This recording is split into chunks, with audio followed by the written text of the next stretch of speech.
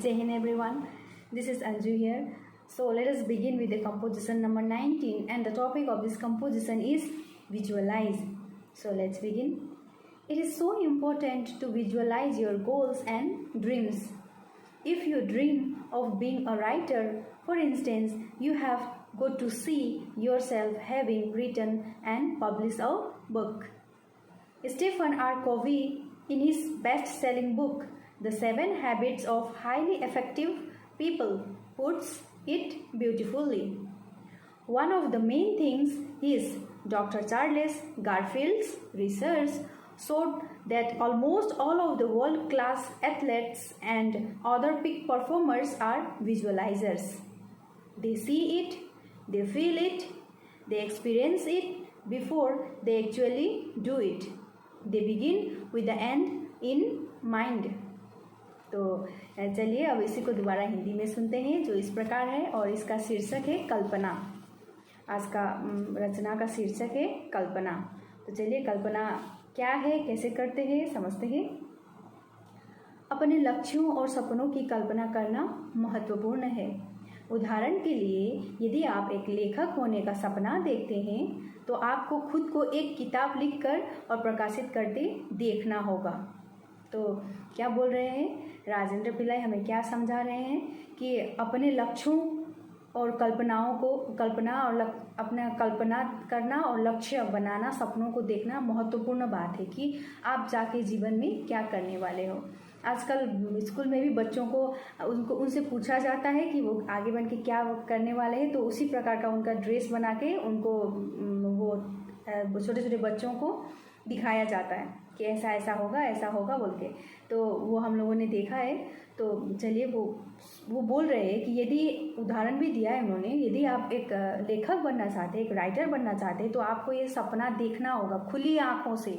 पहले आपको ये अनुभव करना होगा कि अगर आप एक लेखक बनना चाहते हैं तो आपने एक बुक लिखा है, एक पुस्तक लिखी है और उसको आपने पब्लिश भी किया है, उसको आपने प्रकाशित भी किया है और वो पुस्तक जो है आपका लिखा हुआ है। तो इस तरह से हमें सबसे पहले खुद से अनुभव करके खुद को जीतना होगा, उसके बाद हम उस सपने को साकार करेंगे। तो आगे फिर सुनते हैं। स्टीफन आर कॉवी ने अपने सबसे अधिक बिकने वाली पुस्तक the 7 habits of highly effective people में इससे बहुत खूबसूरत से वर्णन किया गया है। तो ये एक राइटर है, लेखक है, उन्होंने अपने एक पुस्तक the 7 habits of highly effective people बोल के उन्होंने एक पुस्तक लिखी है, उसमें इस बात को बहुत महत्वपूर्ण ढंग से दर्शाया गया है। तो चलिए सुनते हैं आगे। उनके डॉक्टर चार्ल्स गारफील्ड के शोध में मतलब रिसर्च में मुख्य बात यह थी कि लगभग सभी विश्व एथलेट्स मतलब जो खेल कूद के प्रतियोगिता में भाग लेने वाला कोई भी व्यक्ति, उसे एथलेट्स कहा जाता है। एथलेट्स और अन्य शीर्ष कलाकार विजुअलाइजर है। विजुअलाइजर मीन्स सपने देखने वाले हैं, जिन्होंने सपने देखना शुरू किया खुली आंखों से और खुद से अनुभव किया और खुद को जीता, उसके बाद विश्व को जीतने निकले थे। वे इसे देखते हैं, वो इसे महसूस करते हैं, वे वास्तव में ऐसा करने से पहले इसका अनुभव करते हैं, वे मन में कार्य समाप्ति का विचार लेकर कार्य प्रारंभ करते हैं।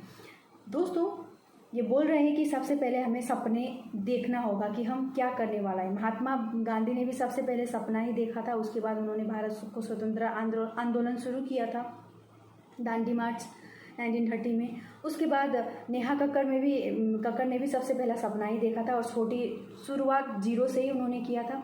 तो सबसे पहले हमें सपने देखकर उसको साकार होते हुए अपने आँखों से देखना है और उसे पूरा करने के लिए खुद को एक संकल्प करना है, प्रॉमिस करना है कि मैं करूँगी इसको या करूँगा, वहाँ पहुँच के मैं दम लूँगी। तो दोस्तों सपने देखना कोई बुरी बात नहीं है और एक प्रभाव भी है, एक कहावत भी है कि मन के हारे हार और मन के जीते जीत। अगर आपने जीत लिया खुद को तो दुनिया को आप जीत सकते हैं।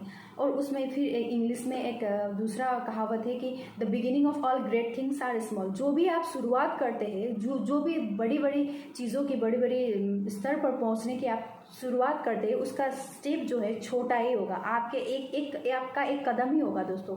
उसको छोटे छोटे कदम करके जब आप आगे बढ़ेंगे तो वहाँ कब पहुँचेंगे आपको पता ही नहीं चलेगा।